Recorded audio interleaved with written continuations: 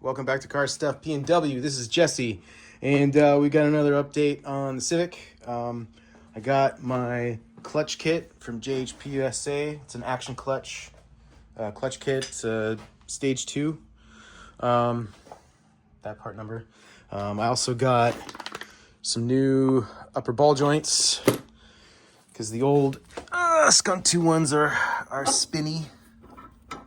I don't think they should spin. That's bad. That's bad. And so I took my flywheel to a local machine shop or a local transmission shop, and they resurfaced it for me, looking nice and clean. And then I put a new pilot bearing in. It comes with the kit. I used a 22 millimeter socket to drive that into the back right there.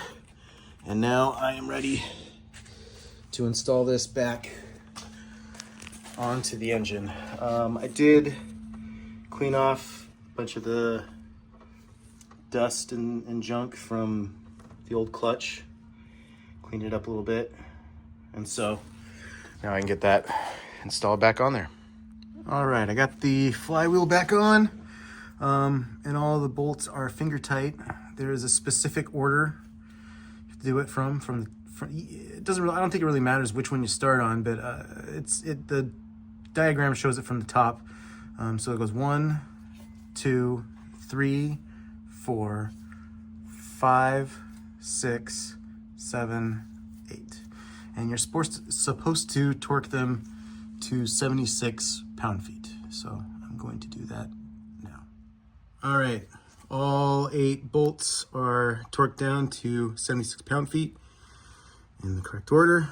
I actually used this crank shaft, or the crank pulley holding tool, to keep the rotating assembly from moving. I don't know if that's the right way to do it. Technically, you're supposed to use a holder on here, but I don't have one, so I made do. So now I need to clean this, make sure it's nice and clean, and then I can add the clutch and the pressure plate, the clutch disc and pressure plate. All right, so I am working on putting the clutch together. There's the clutch plate, there's the clutch disc. I test fit this on the spline of the transmission, and it moves freely, so that should be good to go. The disc goes in a certain way. Right there, it says flywheel side, so that goes towards the transmission, so that means that goes face down in there. I went ahead and cleaned this surface with Simple Green, and the instructions didn't specify that, but I don't know, I'm paranoid about it being right. So I cleaned that off, and then wiped it down with some water, and then sprayed it with compressed air. And so yeah, you just take this guy, put this in here. Oh, probably shouldn't do this one-handed, but I'm going to. So this will go in there. And then we've got the clutch tool, which is around here somewhere here. This thing goes in the middle. It actually come in from this side relative to the plate and the disc. And this aligns everything so that when you tighten this thing down, the clutch disc is where it needs to be, perfectly centered in there. This part goes into the flywheel and into the pilot bearing, like that.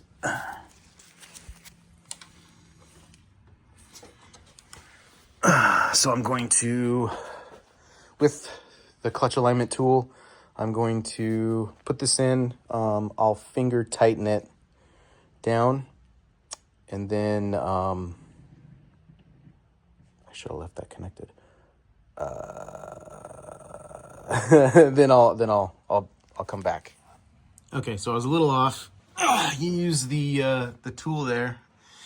You have to lubricate it, and then you use that to put the clutch disc on, and then the pressure plate goes around it or on top of it.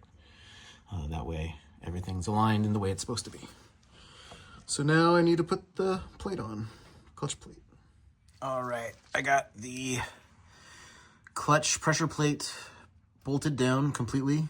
It took a while to get it down. There are 9 bolts. I Googled it.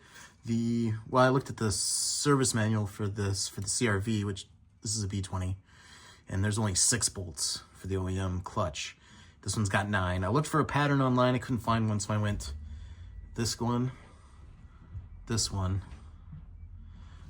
this one, this one, and I went this one, this one, this one, this one in the middle, and then lastly this one.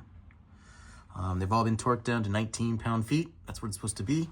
And I just tested it, and this thing comes out pretty easy. And so with that, the clutch is installed. All I need to do now is install the transmission, put it all back together, and it'll be up and running. It's out of commission right now. I'm going to redo the oil pan gasket. I think I already talked about it. I'm going to try and just use Honda Bond. I need to, because most of these are studs, but some of them are bolts, and I need to make sure that the bolt can go down and far enough, because there won't be as much space between the pan and the block. Before I install this transmission, I've been having issues with it. It grinds in second sometimes, when I'm engaging in some spirited driving at the track. And then fifth gear rarely goes into gear without a grind, unless I granny clutch it or double clutch it. And so this thing needs a rebuild. It needs new synchros. I'd also like to put in an LS fifth gear set for the main and the counter shaft, just to lower my RPMs, because I commute in this. This is my daily driver. And it'd be nice to have a little lower RPM on the highway. And so thanks to a very generous benefactor, I was able to purchase a Syncromaster. Is that what it is? I can't remember. A carbon master kit, so I can replace all the synchros, the sliders, all the springs, all the bearings, and everything. And I also ordered a fifth gear kit. That stuff is supposed to come next Monday, December 1st. And so of course, I'll be filming my progress on that, so you guys can see me mess it up. But I think that'll do it for this video. The clutch has been installed. I still need to reinstall the fork and the release bearing. I've got a new one in the box here. Comes with the kit comes with, but of course I won't do that until this thing gets rebuilt. So that'll do it for this video. Give us a like and a subscribe. We'll see you later.